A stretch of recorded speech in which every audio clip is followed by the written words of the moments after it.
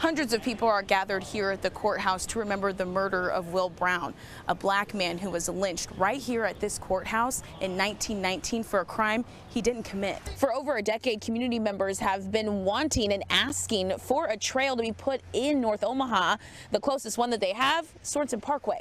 Community activists point out one change missing from the new police policy, and that's accountability. They want officers to know that if they violate these new rules, they will get punished for it. Some of the reasons people told me they weren't going to get the COVID-19 vaccine span from lack of transportation to being fearful of potential symptoms. Well, Alexandra and David, Ben Gray wouldn't exclusively say what he has planned for the future, though he did congratulate Juanita Johnson on her win. Now, she says she's ready to get to work, already communicating with her constituents. Vaccines on wheels. Methodist College is taking doses to community members who otherwise wouldn't get the shot.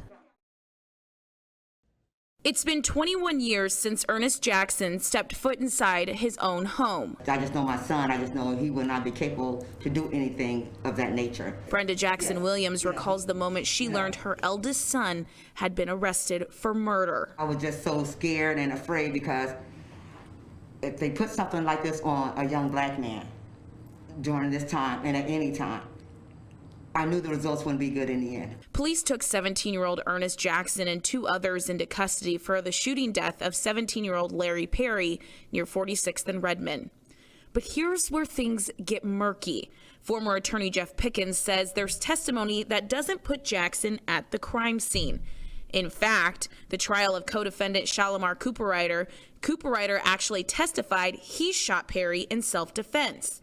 A jury acquitted Cooperrider. Another jury acquitted the third defendant, Dante Chillis. Just based upon the fact that 2 different juries believed Cooperrider and found that he was not guilty and that Chillis was not guilty, puts into serious question whether Jackson was involved. The problem? None of this information ever made it into Jackson's trial. The testimony came after Jackson was convicted. Appeal after appeal, Ernest tried to get his chance at a new trial. The confessed shooter went to trial, confessed to being the shooter, admitted that Ernest Jackson wasn't there, confessed to who was with them, and the jury acquitted him for acting in self-defense. Jason Whitmer met Ernest Jackson while serving time with him in prison. Whitmer now serves on the ACLU of Nebraska's board of directors and is pushing for a pardon for Jackson. What type of system do we have that could know this and there's no recourse to fix this, to stop this? In 2016, a glimmer of hope. The Supreme Court ruled against life without parole for juvenile offenders. But when it came time for resentencing, a judge still gave Jackson 13 years until he is eligible for parole. It took me quite some time to understand. It took me up until this year to actually read the transcripts and understand as to what happened, but the magnitude of it as a whole, I can say did take a toll on my childhood, my teenage years, and my adult life as well. But Jackson's family knows they're not alone, thanks to activists like Whitmer and projects like Send Ernest Home. They're hoping Governor Pete Ricketts will finally pardon Jackson. You're to speak for the people, to get justice, and to be our words, to be our voice when we can't speak it, and to listen to us. So we're asking you to help us, listen to us. Professional luchador Cesar Chavez Vasquez has been in the wrestling ring for 35 years. Mi nombre es Super Trivi. My name is Super Trivi. Chavez Vasquez is hanging up his mask for now because his latest fight is with COVID-19. Radicalmente, la verdad, te cambia todo en un instante. It really, to tell you the truth, changes everything in one instant. Pues pierdes tu trabajo, pierdes todo. You lose your job, you lose everything. He spoke about his diagnosis at One World Community Health Center's 50th anniversary. The event, honoring One World's continuous fight to bring affordable health care to underserved communities, while also remembering victims of COVID-19.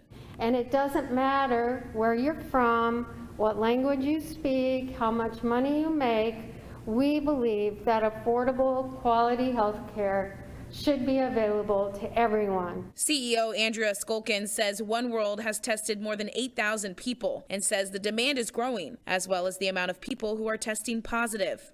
But we haven't skipped a beat, and we are providing health care both in the testing and care of our patients, but also within all of our clinics. Chavez Esquez thanks them for keeping him alive, though the virus doesn't come without lingering effects. Sí tengo todavía problemas con mis pulmones y con mis cartílagos de mis rodillas.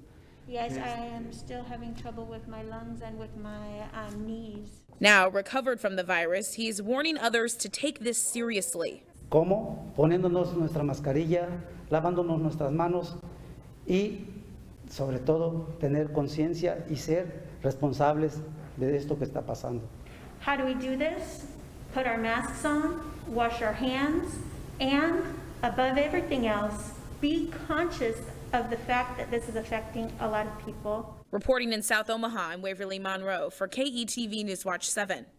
The community organization Pro-Black says that this shooting proves that racial bias exists in the Omaha Police Department, and now they're asking for immediate transparency. The blood is on their hands. Bear Alexander met with me at Omaha Police Headquarters, where inside they're investigating the shooting death of a black man. The person who pulled the trigger, one of their own. Pro-Black organizer Bear Alexander says there was no reason for the officer to kill the man. Alexander says his group is demanding the body cam footage be released to the public. They have been so hell-bent on expressing to the community how they're going to be more transparent. In this new policy that they proposed, and the new contract that they proposed, they emphasize on their transparency.